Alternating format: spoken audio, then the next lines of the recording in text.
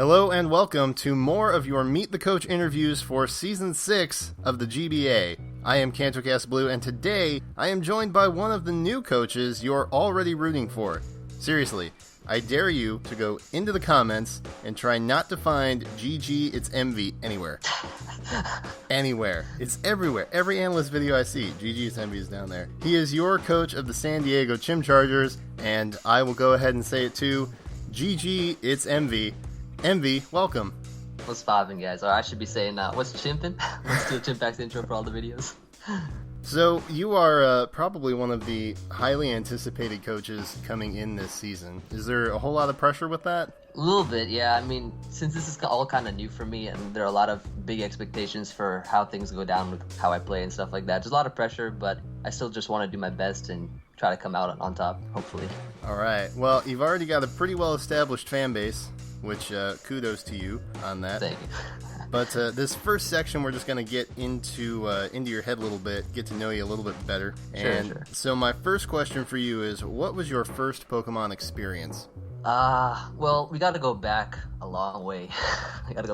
Actually, I started off, I collected Pokemon cards. I watched the anime, the Pokemon show, like the old show on TV.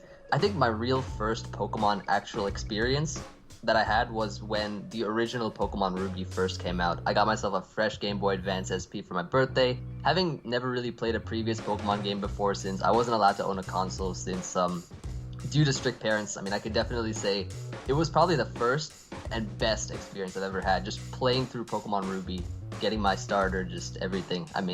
That's pretty much what it was for me. I think that's yeah. Gen 3 is a popular starting point for a lot of people. Yeah, a lot of my friends actually started off with Ruby as well. I know some oldies that started off with Kanto and Johto, but for me it was Gen 3, the real starting point. So then, how long have you been playing competitively? Competitively, okay, so there's a difference there. So I started out just playing for fun, and then I realized, when I started competitive, Pokemon wasn't that fun. No, I'm kidding. It was still fun. But I started out playing in Black and White, right when it was about to come out on the old Pokemon Online Simulator, when Scald was called Boiling Water, Jellicent was called, Barungaroo, and then Conkeldurr was called Rubishin. So back during then is when I first started competitive. Okay. Do you play any other tiers or any different formats beside League? Yeah, I pretty much play I pretty much play all tiers. I started out playing OU, and I think after playing OU for a long time, I realized it was probably good to branch out to playing other tiers, just because it's good to be a versatile player overall, in my opinion, because OU is fine, but there's just a lot of other tiers you can really get a lot of experience in. And I played a lot of Battle Factory 6v6 or Battle Factory on Showdown and stuff. Not gonna lie, that actually helped, because they spit out random tiers at you, and you can pretty much just play with a lot of different types of Pokemon and get to know pretty much every tier there is. Ubers to NU, or actually no, Ubers to LC, yeah, all the way down to Little Cup. Yeah, I agree. In fact, I think some of the lower tiers, it's actually more beneficial because there's a little bit more creativity as opposed to the higher tiers like OU and UU. I've found that you can kind of mix it up a little bit better in stuff like NU. Yeah, that's true. It's true, especially for a tier like Little Cup, for instance, because there's just so many baby Pokemon you can use, and it's really creative with very, very sort of team building oriented. You can really come up with a lot of stuff there, as well as, I guess. OU is it could be a creative tier. I feel like some of the lower tiers, though, are more restricted with your building because you're limited to a lot less Pokemon. True. For a team builder like me, I like building with a lot of underrated Pokemon in OU. A glimpse of what's to come this season, maybe. Building with some unknowns. Yeah, we've already seen the draft right now, right? So yeah, you kind of have an idea of the kind of Pokemon that I've chosen. They're more, I guess, sort of interesting, unique Pokemon that you haven't really seen on the same sort of team. So, speaking of the draft, now that it is public knowledge, my next question kind of fits in with that. What was your game plan when you were getting ready to draft? Were you looking at things that were good utility? Were you just trying to draft nothing but raw power? defensive core, anything like that? So I guess the way I was kind of that I was going to draft was sort of more based on versatility of the Pokemon, giving me like a lot of options to, I guess, mix up the Pokemon that I bring each week, or just in terms of the sets that I can possibly use. I think in that sense it's really good. In order, I mean, me personally, this is my first actual GBA season, so I went in pretty much trying to pick Pokemon that I felt would surprise my opponent, bring Pokemon each week that I could mix up, and just try not to be predicted too much. It's a solid strategy. I like it. So that said, with predictability and whatnot, if there was such a Pokemon, which one would you draft over and over again because you can't live without it, or because it's literally just that good? I'll probably have a better idea of this after the season, since I'll kind of get the hang of this. So, I mean, by the end, I'll know which Mon I like over the others. But for now, probably Jirachi. I mean, it's a solid Mon. You can really do so many things with it. You can run, Scarf. You can run physical, special, mixed, utility with, Wish and stuff like that. I mean, I guess if I had an answer for now, it would probably be that Pokemon. But like I said, I'll have a better idea after this season. Hey, Jirachi's not a bad answer. I don't care who you are. Serene Grace is nothing to be messed with. At one point, I think last season, we saw custom Healing Wish on Jirachi, which was kind of crazy. Definitely a lot you can do with that thing. For sure. It's just a very versatile Pokemon. Like I said, versatility is something that I feel is really useful. I like it.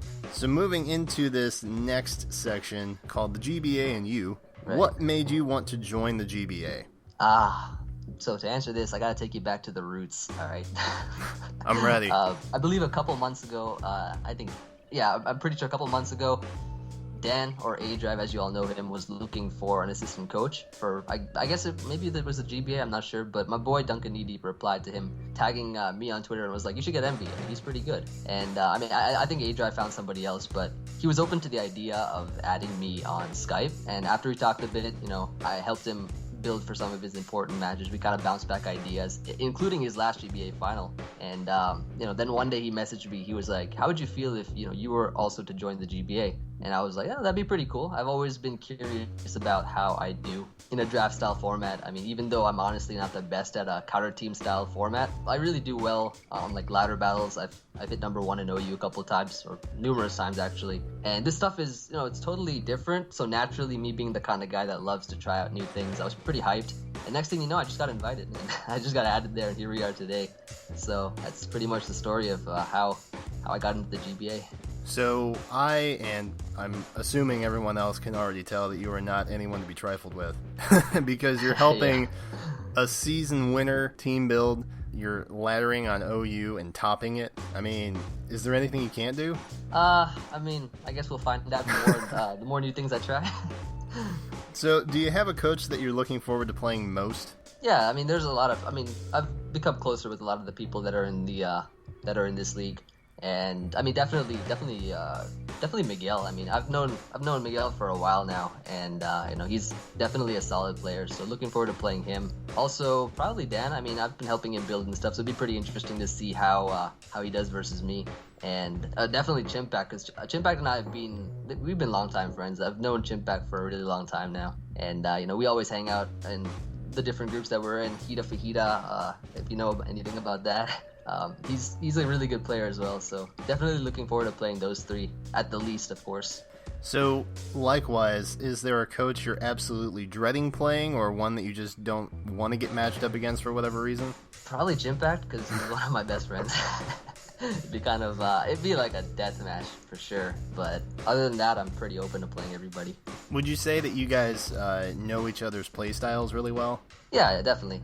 We both build together, we play together, we've done recordings and lives together. He knows a lot of how I play and stuff, so. Any kind of mind games we can expect from you two? Yeah, definitely a lot of mind games. Because we know each other's play styles pretty well, so I'm sure that if we faced up against each other, it would be a really good match. So what are you most excited for during Season 6? Most excited for? Probably just the experience. It's completely new for me, like I said. I feel it would be good for my channel overall, just to get some new content out there.